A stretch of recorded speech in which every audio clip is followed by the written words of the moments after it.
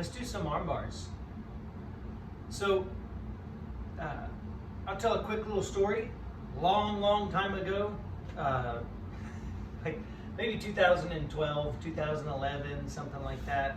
I was, purple belt at the time, and came across a good little YouTube video that I got a lot of use out of training. And it was back before you could just look up anything on the internet. They had YouTube back then, but there wasn't a lot, not a lot of everything. But anyway, the video was here on Gracie, and he did a 10-minute armbar drill.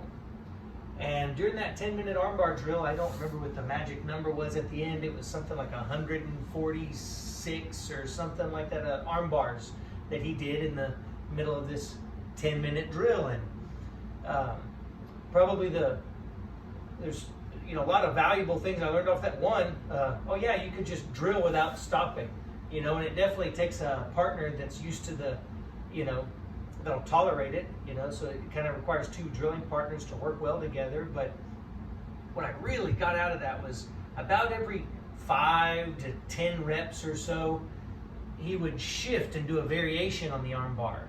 Maybe switch the grip, maybe turn his legs one way versus the other, maybe set it up a little bit different, switch and catch the far side arm.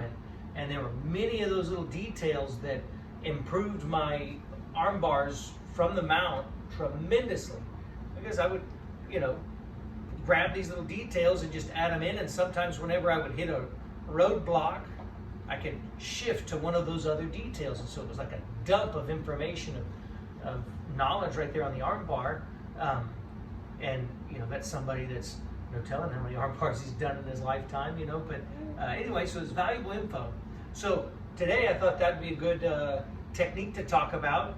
I wanted Mindy and I to talk about some of our favorite details that we like to remember when we do our arm bars, and then we're both going to knock out a 10-minute arm bar drill each. We'll spare you, okay? We'll do a time lapse, so you don't have to sit and watch 20 minutes of us knocking out reps. But anyway, Mindy, what do you like about arm bars? What about arm bars stands out as like important details that you have to have or you don't want to miss? Or well, I like getting arm bars because there are two arms, so it's easier than one neck. You can usually find a way to scoop up an arm. Yeah, you just have to make sure, get up under their red zone when they're not protecting and try to scoop up an arm. What's your favorite armbar position that you like to throw an armbar from? Probably side control is what I get most. Yeah. Do you catch the far side arm or the near side arm? They turn away, so the near side. Yeah. I guess the near side arm, that's for sure like highest percentage from side down. I'll share one detail that I'm going to definitely try to hit some reps on during my 10-minute armbar drill. It's probably back again to that video that I mentioned earlier. One of the biggest pieces that I use the most is he does this switch armbar where he gets set up in an armbar. Your partner you're drilling with or your opponent that you're sparring with, they defend the arm and he switches to the other arm. And ever since that, I've always called that the old switcheroo. And I always have that in my head. Anytime I'm armbarring somebody, that both arms are totally accessible. Once you go through the details, I'll go through the details that I like to use on that. I am just a lowly purple belt. So am I. Yeah, I left my belt at home or at the academy. So let's see. Yeah, for this one, and let's scoot down just a little bit. There we go.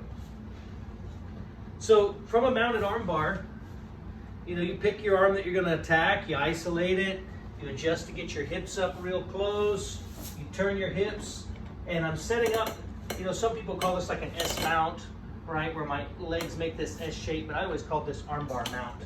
But I get here, and then they do a really good job of defending, and they grab their bicep. Sometimes if my leg's already over the head, they'll hide the hand.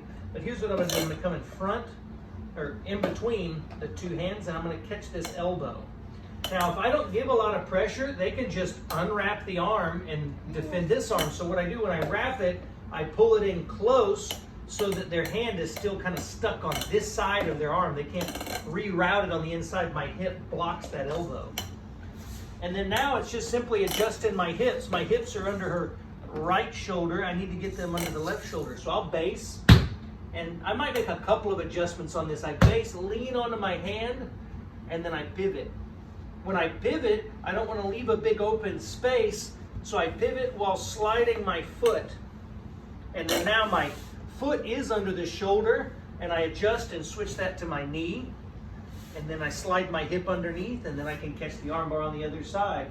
And it's really useful. I'll hit some of these later when they now defend this arm. It's a great way to practice at home, right? I'll turn both of my feet. I might have to rock up a little bit to base here. Oops. I pivot. Crushing Mindy He's underneath trying there. to be nice, but he's gained weight. It's all those snack foods I've been eating since we've been stuck at home. Right, grab your bicep again, and switch inside, collapse the elbow, I'll rock up, base, I slide that foot, knee, and then hip. Right, and these are really good for reps. One more piece that's memorable, take care of your training partners. I remember watching that video, and this detail sticks into my head. At the end of the drill, Huron had tons of little red marks on the inside of his knee. And that's because along those reps, he had scuffed his drilling partner's poor face up and had put these dots every time he would hit a repetition. And I think what stuck to me most about that was the precision of it, that those dots were all in this small little area that he was repeating the details so crisp on every single technique, even though he's trying to knock out as many as he can in 10 minutes, or a lot in 10 minutes. Anyway, that was just a really interesting detail. I still remember that vividly. Minnie, what kind of arm bars are you going to be doing today? From the guard? I don't need to talk about them, do I? No. Okay, from the guard, from the back, from side control, from mount. Yeah. Yeah. You can get arm bars from everywhere. So if you're doing this drill at home, you grab your poor unsuspecting spouse or like a small child running through the house, you catch them, make them do the arm bars, but you can switch them up and grab them from everywhere. Just want to go for 10 minutes, try to keep the ball rolling. Cool? Catch you on the flip side. You like went spit and made a gross face. I'll just turn off. I never know how to turn it off when it's not on selfie mode.